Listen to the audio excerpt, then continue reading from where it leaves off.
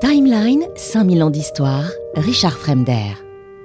Depuis 1870, depuis son retour en France, Victor Hugo incarnait tout simplement la République. Et les Français n'étaient pas loin de voir en lui, de voir dans ce grand vieillard à barbe blanche, le grand-père de la République. Il était devenu sénateur et on peut dire qu'au Sénat, il n'avait qu'un seul but, l'amnistie des communards. Parce qu'après la répression terrible de M. Thiers, après les 30 000 exécutions, on avait beaucoup arrêté, on avait beaucoup emprisonné, beaucoup déporté en Nouvelle-Calédonie, Louise Michel par exemple.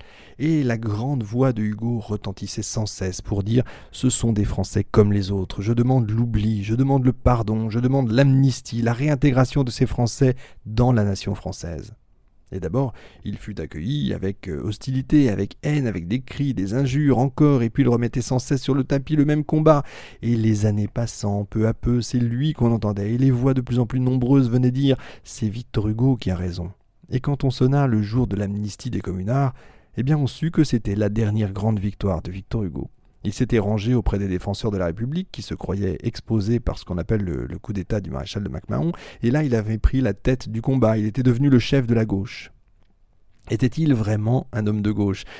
Oui, sans doute, il se disait socialiste, mais c'était un socialiste à la Hugo. Il n'avait jamais lu Marx, a priori. Pour lui, le socialisme voulait dire amour. Alors, il voulait que tous les hommes s'aiment, il voulait que tous les hommes soient frères. Et il parlait toujours de ce XXe siècle qui serait le siècle de la fraternité, ce temps où l'on s'aimerait, où il n'y aurait plus de frontières, où l'on proclamerait les États-Unis d'Europe. Et d'ailleurs, il avait planté à Guernesey, dans son jardin, un tout petit chêne qu'il avait appelé le chêne des États-Unis d'Europe. Et il avait dit, quand il sera grand, il y aura les États-Unis d'Europe.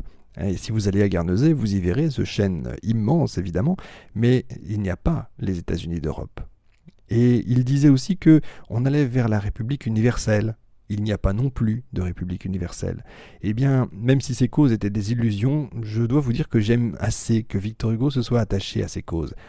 Le jour de l'entrée de Hugo dans sa 80e année, certains cherchaient, en défilant devant sa maison aussi, à voir Juliette. Tout le monde maintenant connaissait l'existence de Juliette Drouet. Et on n'avait pas vu Juliette. Où était-elle ? Elle était dans cette chambre où il se trouvait avec Georges et Jeanne, ses petits-enfants. Elle y était assise, tout au fond, sur une chaise, et pendant des heures, elle n'avait pas quitté du regard cet homme qu'elle aimait toujours comme au premier jour. Mais elle n'avait pas voulu qu'on la vît, parce qu'elle savait que son destin était d'être une ombre, et ce jour-là encore, elle avait voulu être une ombre. Elle survivait auprès de lui.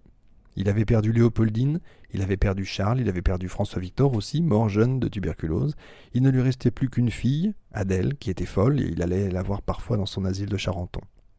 La famille de Victor Hugo, maintenant, en quelque sorte, c'était Juliette, cette vieille dame qui, en 1883, le 1er janvier, lui adressa son dernier message d'amour, sa dernière lettre d'amour. Elle était gravement malade, très malade d'un cancer qui lui rongeait l'estomac, elle le savait. Elle souffrait 1000 morts, mais elle souriait pour que Victor Hugo n'ait pas de soucis à cause d'elle. Elle est morte la première. Il a suivi, broyé, foudroyé à la fenêtre le départ du corbillard. Il n'a pas eu la force de suivre ce convoi jusqu'à sa dernière demeure. Juliette allait reposer au cimetière de Saint-Mandé auprès de sa fille Claire. Cependant que Adèle, elle, reposait à Villequier, auprès de sa fille Léopoldine, on aurait dit que ces deux femmes avaient trouvé le même destin au-delà de la mort.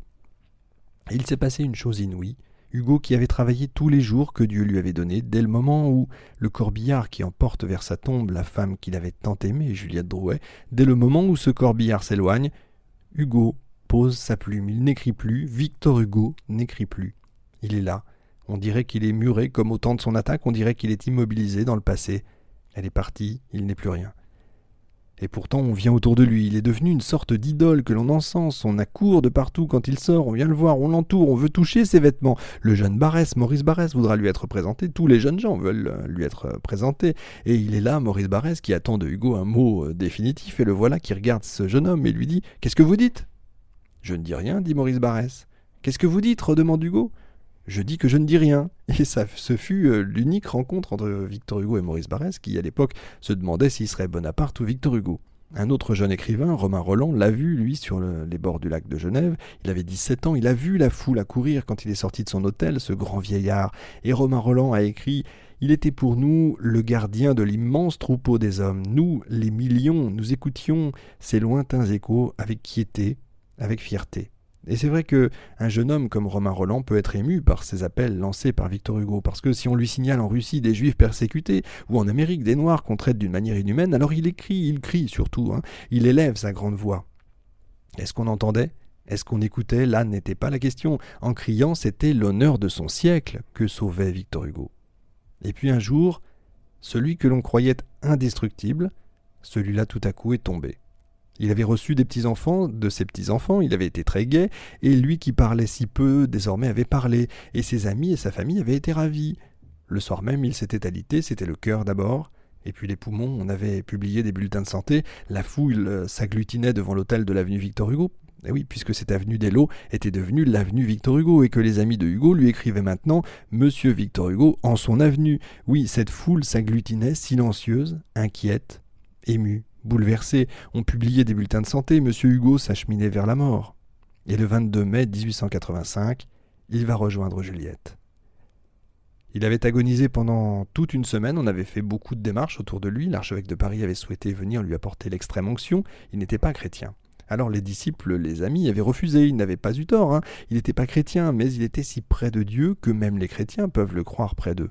Mais il n'était pas membre officiel de la religion chrétienne. Alors ce furent les obsèques que j'ai évoquées, 2 millions de personnes, que j'ai évoquées au début, à la première émission, 2 millions de personnes qui défilent pendant un jour et une nuit devant sa dépouille sous l'Arc de Triomphe, et ensuite le lendemain c'est le transport du corps au Panthéon que l'on a restitué à sa destination primitive, les grands hommes, et il rejoint ces grands hommes. C'est fait, il a accompli sa course terrestre, Victor Hugo. Alors si un jour vous allez à Guernesey, allez à l'endroit où il aimait se rendre. Devant la mer, il y a une falaise, et quand il y allait, ce vieil homme à la barbe blanche, il regardait la mer et ses lèvres souriaient, et parfois ses lèvres murmuraient des choses que l'on n'entendait pas. Et là, à Guernesey, vous aurez la certitude qu'il est toujours là, et que comme par le passé, regardant la mer, il parle toujours à Dieu. Laissez-moi vous souhaiter une excellente année. J'espère que vous aurez apprécié ce personnage immense, découvert ou redécouvert peut-être, une autre facette de sa personnalité, de son talent, de son immense génie, et que peut-être certains de ces messages résonneront dans vos têtes au moment où cette année commence. Soyez insatiables, soyez fous. C'est aussi le message d'un autre personnage, mais là je ne rentrerai pas dans les détails. Certains comprendront certainement le clin d'œil. Bonne année.